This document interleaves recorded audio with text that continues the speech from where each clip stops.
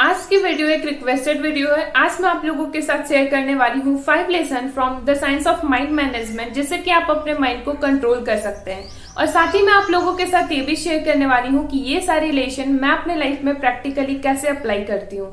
तो without any further do let's start jump into it.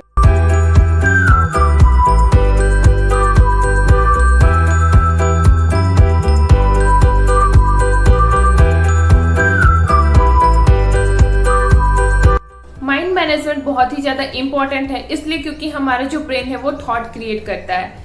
Thought जो है वो दो टाइप के होते हैं, निगेटिव और पॉजिटिव। अगर हमारा ब्रेन निगेटिव थॉट क्रिएट करता है तो हम निगेटिव एक्शन लेते हैं, और वो निगेटिव एक्शन हमारे लाइफ के बहुत सारे एरिया को अफेक्ट करता है, जैसे हमारा हेल्थ हो गया, रिलेशनशिप हो गई, वर्क हो गया, और इनर पीस, इनर साइलेंस जो होता है वो भी बहुत ही ज्यादा डिस्ट्रॉय हो जाता है। ये काफी ही ज्यादा इंपॉर्टेंट है कि हम अपने ब्रेन को कंट्रोल में करें और पॉजिटिव थॉट क्रिएट करें, ताकि हम पॉजिटिव एक्शन ले सकें। जैसे हमारे फिजिकल बॉडी में डिजीज होता है, उसी तरीके से हमारे ब्रेन का भी डिजीज है।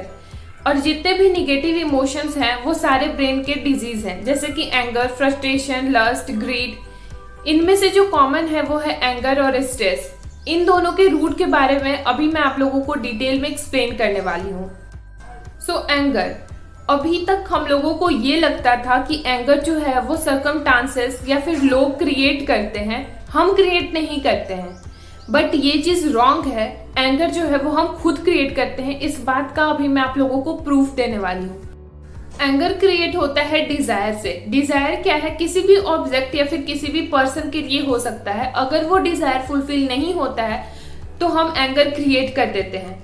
तो डिजायर कहाँ से क्रिएट होता है? डिजायर क्रिएट होता है अटैचमेंट से। अटैचमेंट क्या है? किसी भी पर्सन या फिर किसी भी ऑब्जेक्ट को लेकर के हमारा रॉन्ग बिलीफ, जिससे कि लगता है कि ये ऑब्जेक्ट या फिर ये पर्सन हमारे पास है, या फिर ये इस तरीके का बिहेव करता है तो हमें खुशी मिलेगी। और हैप्पीनेस तो सभी कोई को चाहिए, तो उससे जो है हमारा अटैचमेंट हो जाता है। वो अटैचमेंट डिजायर में क्रिएट होता है, और डिजायर फुलफिल नहीं होने पे एंगर। फॉर एग्जाम्पल, मुझे ऐसा लगता है कि जब भी मेरा मूड ऑफ हो तो मुझे चॉकलेट मिले तब भी मैं खुश, तभी मैं अच्छा फील करूंगी। तो मेरा जो चॉकलेट के साथ है वो अटैचमेंट हुआ। फिर जब भी मेरा मूड खराब हुआ तो मैंने एक डिजायर क्रिएट किया कि मुझे चॉकलेट चाहिए। किसी भी रीजन के वजह से मेरा डिजायर पूरा नहीं होता है तो फिर वो चीज जो है वो एंगर में कन्वर्ट हो जाती है। इसका सॉल्यूशन क्या है? इसका सॉल्यूशन है कि ये जो हमारा रॉन्ग बिलीव है, इसे हमको चेंज करने की जरूरत है। मीन्स ये जो बिलीव है जिससे कि चॉकलेट से ही मेरा मूड अच्छा हो सकता है, इसको आपको चेंज करना होगा। इसको चेंज आप किस तरीके से कर सकते हैं? खुद के साथ पॉजिटिव सेल्फ टॉक के थ्रू खुद को आप एक्सप्लेन करें कि इट्स ओके, चॉकलेट नहीं है, कुछ और भी चलेगा, ये मेरा नीड नहीं है।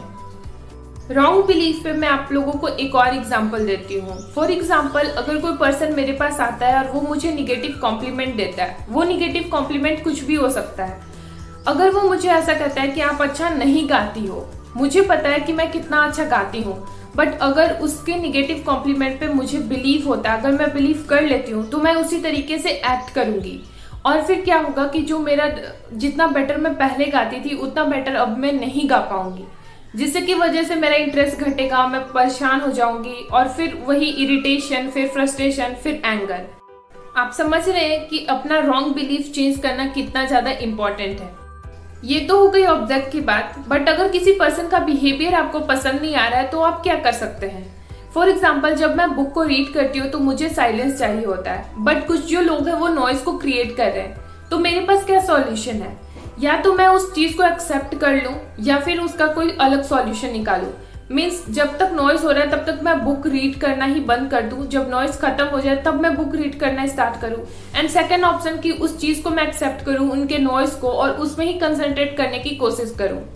बजाय मैं सर्कमस्टांसेस को चेंज नहीं कर सकती, क्योंकि वो चीज मेरे कंट्रोल में नहीं है, उनका बिहेवियर मेरे कंट्रोल में नहीं है। और अगर मैं सोचूंगी कि मैं सर्कमस्टांसेस को चेंज करूं, मीन्स यहाँ से मैं किसी और प्लेस पे जाऊं, तो यहाँ पे ये प्रॉब्लम है, वहां पे कुछ और प्रॉब्लम क्रिएट होगा।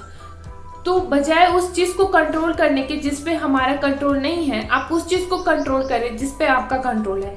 हम कैसे एक्ट करेंगे, किस तरीके से बिहेव करेंगे, ये हमारे कंट्रोल में है। और ये चीज पॉसिबल है। फॉर एग्जाम्पल, जैसे कि जो थंडर होता है वो बाय नेचर है, उसमें हमारा कोई कंट्रोल नहीं है। जो थंडर है वो कुछ लोगों को उससे डर भी लगता है, कुछ लोगों के लिए वो साउंड जो है वो काफी ही इरिटेटिंग हो सकता है, बट हम उस चीज को एक्सेप्ट करते हैं क्योंकि हमें पता है कि वहां पे हम एक्शन नहीं ले सकते हैं। इसी तरीके से लोग का बिहेवियर हम चेंज नहीं कर सकते हैं। आप इसमें पॉजिटिव रहिए, अपने काम का सॉल्यूशन कीजिए या फिर उस चीज को एक्सेप्ट कीजिए। थर्ड जो है, जो कि एंगर और स्ट्रेस को क्रिएट करता है, वो है हमारा काम। हम अपने काम का जो रिजल्ट है वो पहले से ही एक्सपेक्ट कर लेते हैं, और जब वो हमारा डिजायर बनते जाता है और वो फुलफिल नहीं होता है तो हम एंगर क्रिएट करते हैं। आपने एक लाइन सुना होगा, कर्म करते जाओ फल की इच्छा मत करो। इसे लोग अच्छे से समझ नहीं पाते, इस चलते इसे इम्प्लीमेंट भी नहीं कर पाते हैं। मीन्स ये यहाँ पे बहुत ही बड़ा क्वेश्चन आ जाता है कि अगर हम रिजल्ट के बारे में नहीं सोचेंगे तो हम एक्शन कैसे लेंगे। मीन्स डिजायर के बारे में सोचे बिना हम किस तरीके से वो काम को स्टार्ट करेंगे, वो तो इम्पोर्टेंट है। तो ठीक है, ये बात सच है, इम्पोर्टेंट है, आप रिजल्ट के बारे में सोचो, बट उसको टारगेट बनाओ, नीड नहीं। मीन्स डिजायर नहीं, गोल बनाइए।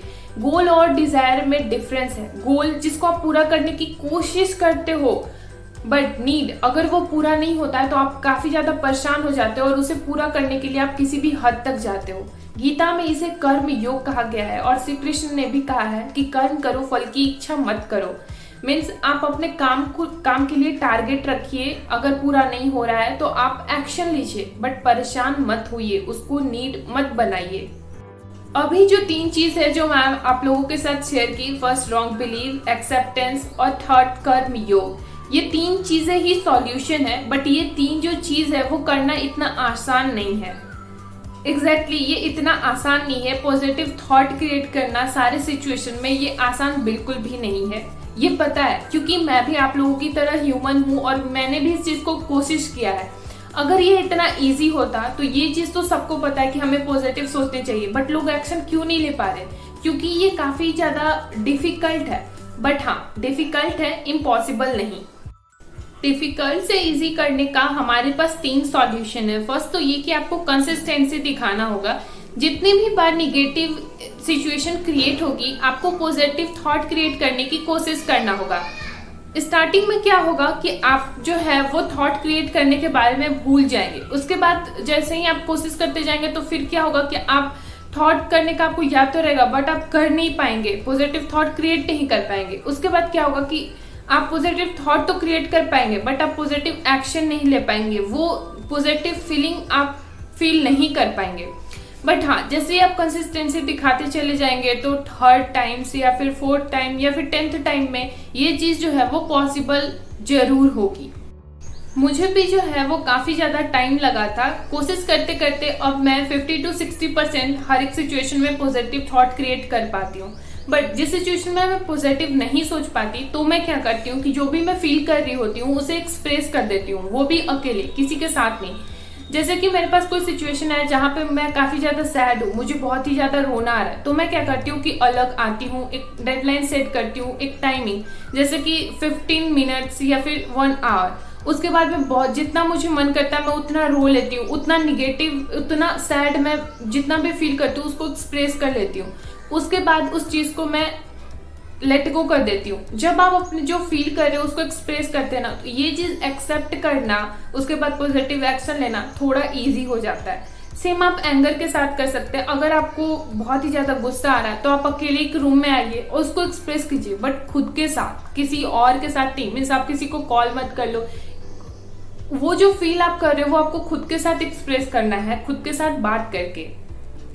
फर्स्ट तो कंसिस्टेंट हो गया, सेकंड हो गया एफर्मेशन। हर एक लाइफ के एरिया के लिए अलग अलग एफर्मेशन आते हैं, हेल्थ के लिए अलग, वर्क के लिए अलग, रिलेशनशिप्स के लिए अलग। ये सारी एफर्मेशन जो है वो आपको गूगल या फिर यूट्यूब पे मिल जाएंगे। एफर्मेशंस को आपको रिपीट करना होता है 4 to 5 टाइम्स मॉर्निंग में, या फिर कभी भी अगर कोई निगेटिव सिचुएशन आ गया आप एफर्मेशन रिपीट करना शुरू कर दो। फॉर एग्जाम्पल, जैसा कि मैंने पहले जो एग्जाम्पल दिया था सिंगिंग वाला, तो अगर कोई पर्सन आकर के मुझे ऐसे कहता है कि आप सिंगिंग अच्छा नहीं गाते, तो अभी मैं क्या करूंगी कि इस चीज को मैं रॉन्ग प्रूव करने का कोशिश करूंगी। बट ये चीज ना वो हो नहीं पाता है, क्योंकि अगर निगेटिव चीज जो है ना वो जल्दी इफेक्ट करती है आपको। तो यहाँ पे अब मैं एफर्मेशन स्टार्ट करूंगी। एफर्मेशन ऐसे होते हैं कि मैं बहुत अच्छा गा रही हूँ, मेरे गाना लोगों को बहुत ही पसंद आता है और मैं अपने सिंगिंग को इम्प्रूव कर रही हूँ। तो इसे अफर्मेशन करते हैं जो कि आपको रिपीट करना होता है। First consistency, second affirmation, third visualisation. जो भी आप अफर्मेशन लेंगे उसको आपको विजुअलाइज करना है। ऐसा इसलिए क्योंकि हमारा जो ब्रेन है वो वर्ड से ज्यादा इमेज को है वो कैच करता है।